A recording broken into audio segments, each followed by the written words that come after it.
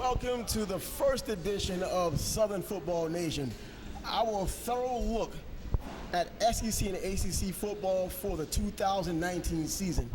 Along with Brent Beaird, our college football expert, I'm Travis Newsome, and we'll be taking you on to the excursion for the 150th year of college football.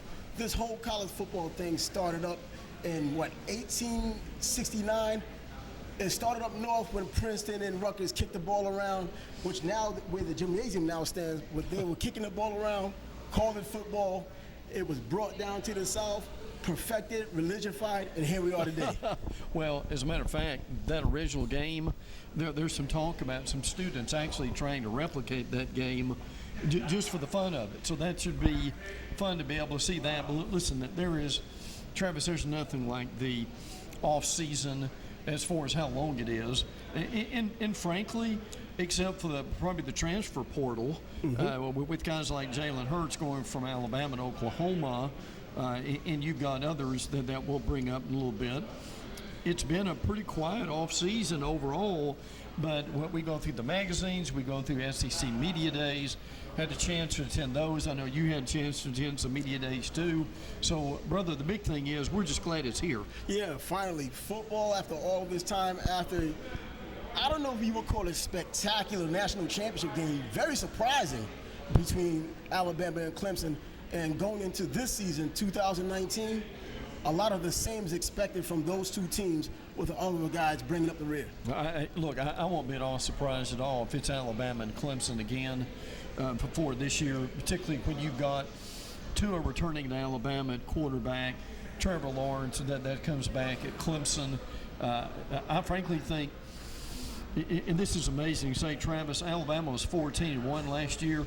They've got a better football team this year than they did last year. Clemson could be, particularly if they can reload on the defensive line, they could be two. What's going to be interesting is, as we go on over the next few weeks, is going to be who are the other teams besides Alabama and Clemson who are going to be on that Final Four. I think Georgia's a real possibility. Maybe Ohio State included in that. I've seen a lot about Utah at this point. That's going to be fascinating. But there's no doubt, Clemson, Alabama, that's your two best rosters, two best coaching staffs, and the two best teams in America.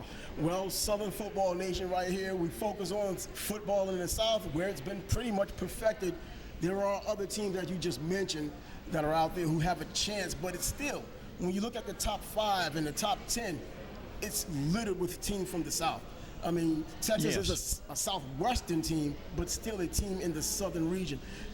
I mean, it's a better brand of football, you would think, just because the numbers prove the case. But how do teams like Alabama, who lose players every year they lose a lot of players, they come back, reload, and they've done it for such a long time throughout the Nick Saban era?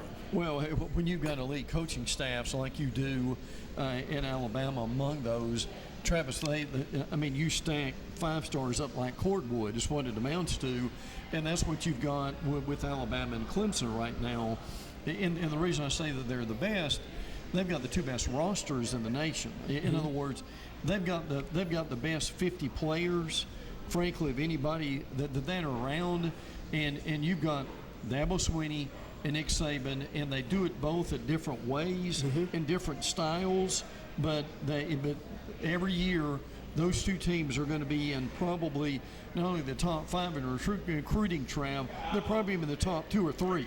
Yep. Once again, we're at Buffalo Wild Wings on the north side of Jacksonville at the River City Marketplace here in Jacksonville. For those who are in Jacksonville, they know exactly where it is. But for those of you who come to Jacksonville on occasion, i.e. during the Florida-Georgia game, this year it's going to be as tenacious as always. You can come right at this location, 13230 Central Station Drive, Northern Jacksonville, River City Marketplace, Buffalo Wild Wings. That's where we are right now. It's right next door to Cracker Barrel, which is what you told me. Yes. And that's probably the easiest way to remember it. The best way to remember it. Just put in your GPS, you end up here. But Southern Football Nation, once again, we're talking ACC, SEC.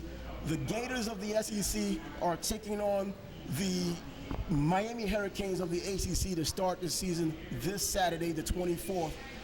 a very good matchup, a lot of storylines, but once again, it leads back to what we just said. The ACC and SEC may end up in the national championship game once again. Oh, yeah. And look, this is going to be a great, I think, preview for both these conferences. I'm looking forward to being there in Orlando. I'm glad they're playing. Travis, as you know, they are going to be renewing this series in 2024. 2025. Look, I'm not saying these two teams need to play every year, but they need to play a whole lot more often than they do. Yeah, I think Florida was the team that pulled out of the series before, if I'm correct, because it was always Florida State and Miami. They had the annual battle until it became kind of stale and then got back to being an annual battle. Now Florida's back in the mix. I think college football, especially in the South, is better when you have those three teams playing one another in their round robin.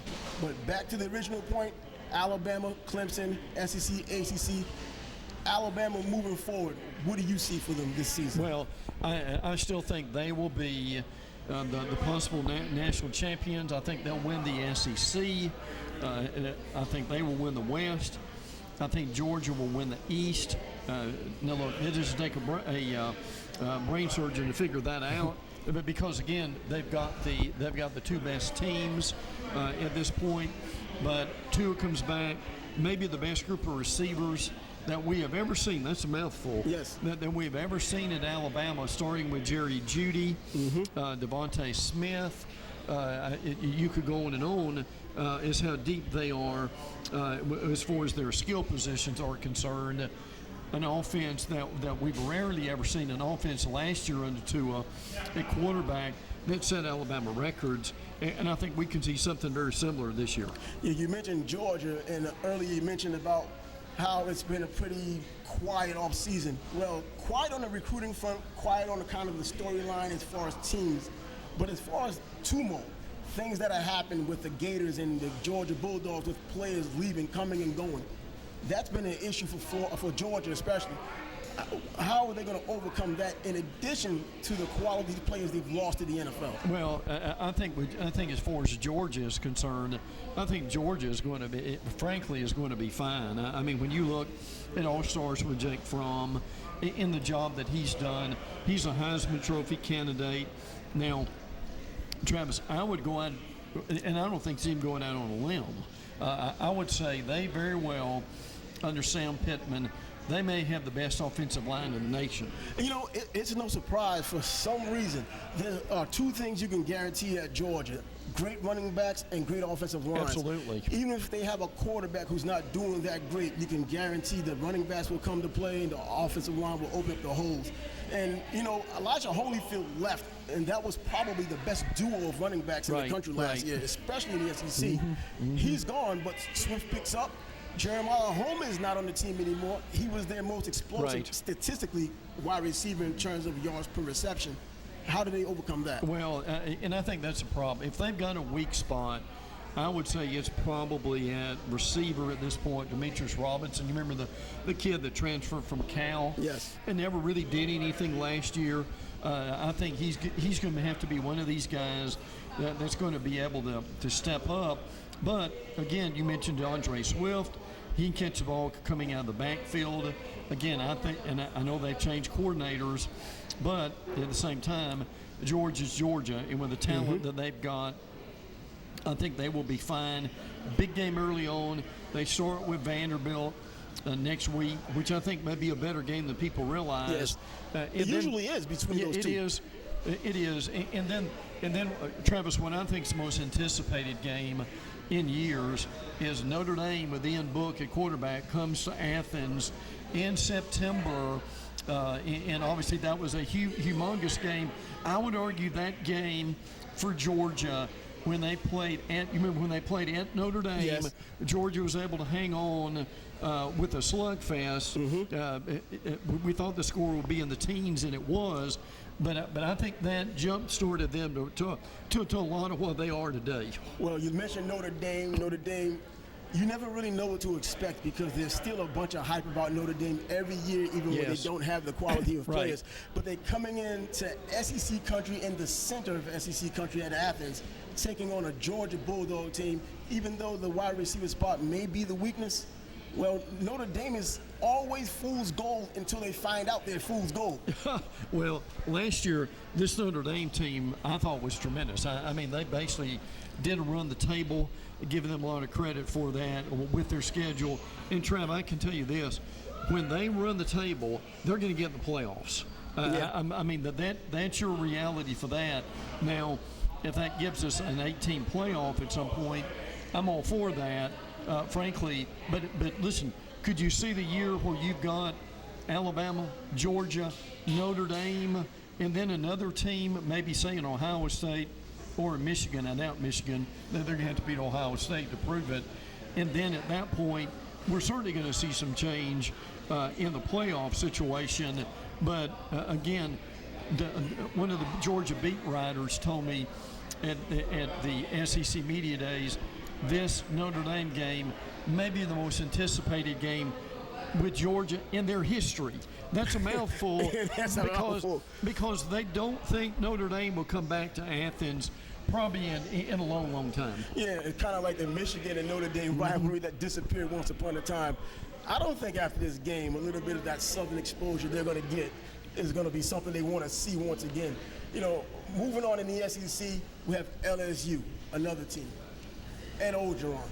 What's going on with this team? Well, I think the big thing for LSU is the promised spread offense, and I think people are going to have to see that to believe it. They have brought over, even though Steve Ensminger is their offensive coordinator, they have brought over Joe Brady from the Saints. Mm-hmm. Now, Joe Brady is a really good offensive mind. Brady is going to help them with their passing game. That's what's been missing, not only with Ed Orgeron, Travis, but also with, go back to Les Miles. Anyone else who's played the quarterback spot, for some reason, it's an absolute sticking point for LSU. Yeah, absolutely. And now Joe Burrow comes back. Joe Burrow obviously played with them last year. Mm-hmm. Orgeron talked about being able to use Burrow and his legs too as a true dual threat quarterback. Got to be careful with that though. If he gets hurt, they don't have a lot behind him. Is the problem. So what can they do this year? I think they end up being second behind Alabama in the West, frankly, Travis, because you've got Auburn and A&M that we'll get into in a few minutes. But again, huge game for LSU early on. They go to Austin. Yeah. They play Texas. And I think that's going to determine a lot of where they are. LSU is in the top 10 pretty much in all the rankings in the magazines and in the polls so far. But there's a lot of people doubting them. Can they end up in the top 10 before it's over? But I still think they will be good enough because of their schedule and I love Dave Aranda, their defense coordinator. I think Dave Aranda is one of the best that we've ever seen in that position. I would argue he may be the best in the conference. So certainly keep your eye on LSU. You mentioned the game that is in they're going out to Austin, and this is a game with Austin has out there in Texas. They have a lot of expectations for their team. This is as excited as the Texas Longhorns have been in a long time, maybe even back to the Vince Young days. Oh, yeah. They believe that there's a real national championship to be won. So LSU going out there will be a litmus test for them very early. Well, the question is Texas back? Sam Ehlinger is a good quarterback. Tom Herman, I think, is a tremendous football coach. Mm-hmm. Now, the last time we saw Texas, and Georgia fans don't want to hear this, was obviously in the Sugar Bowl. Yes. When basically Georgia was able to stymie everything that Jake Fromm and Georgia wanted to be able to do, and were able to win that game. I think they won that game because of Todd Orlando, their defense coordinator. They did a great job as far as on defense. Trav, that's why I picked Texas to win the Big 12 instead of Oklahoma. Mm-hmm. I think their defense is better. Oklahoma brings in Alex Grinch from Ohio State as a D coordinator, and I think that it would be better. Well, look, you get this like I do. You've got to recruit for defense. Oklahoma has not done that yet. Now, they may be in a few years. I still don't think that Jalen Hurts is going to be the quarterback in Oklahoma that they think he's going to be. Spencer Rattler or Mordecai, who is there, those two guys made up starting for it's over.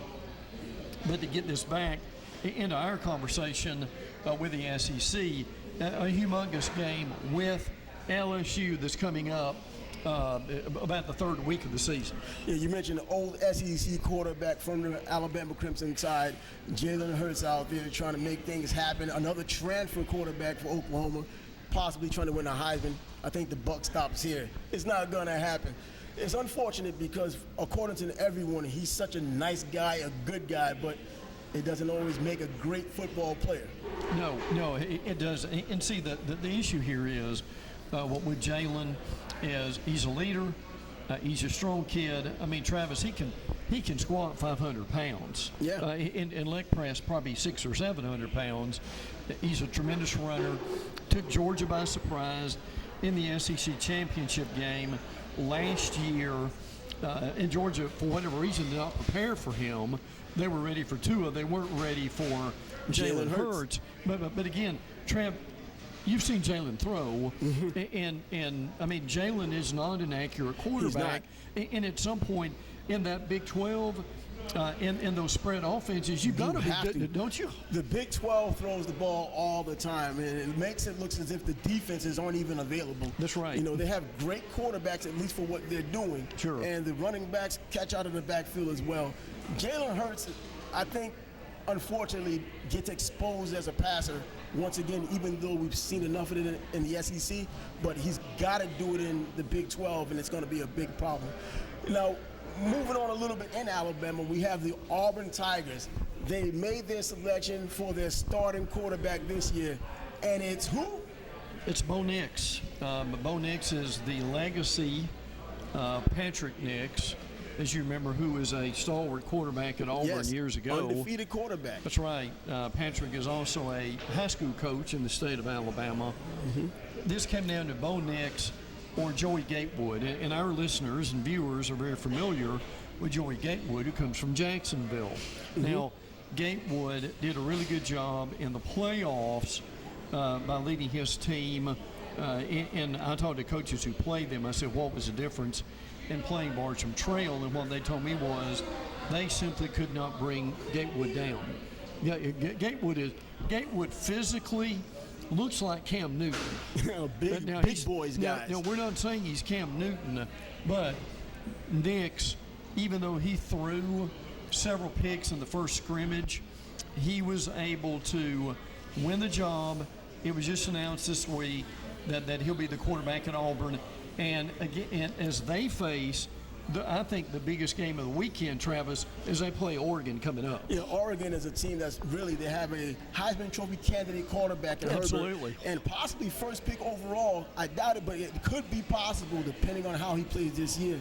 You know, going back to Bo Nix being a true freshman quarterback, getting the opportunity to run this team, an SEC team, you've had guys like Chris Leak who've come in. They couldn't really do it as well as you wanted them to do it. It's just a different league in the SEC. But I think Trevor Lawrence of the ACC's Clemson Tigers puts a lot of pressure now on true freshman quarterbacks coming in and having an opportunity to play and being effective.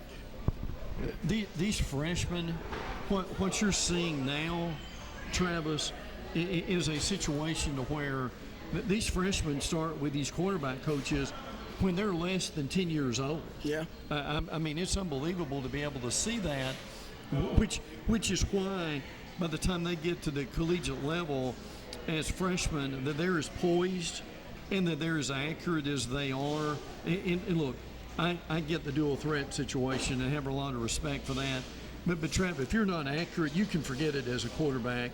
You've got to be very accurate, which brings up the point with the interesting thing that you just mentioned a few minutes ago about this game is going to be the dichotomy or the opposite polar of Justin Herbert, who is an experienced veteran for Oregon against Bo Nix. Now, I think they'll play both of them. What helps Nix is they've got their entire offensive line comes back. And they can run the ball. They hope they can get Anthony Schwartz back, who is a speedy receiver.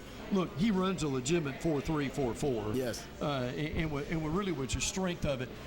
Will Hastings comes back from an ACL. That's going to help Auburn. Seth Williams is going to be very important. You mentioned the running game. Booby Whitlow, who Malzahn likes to – he has one back that he likes to go with. I've got 5, including Cam Martin, who I think is going to be very good too.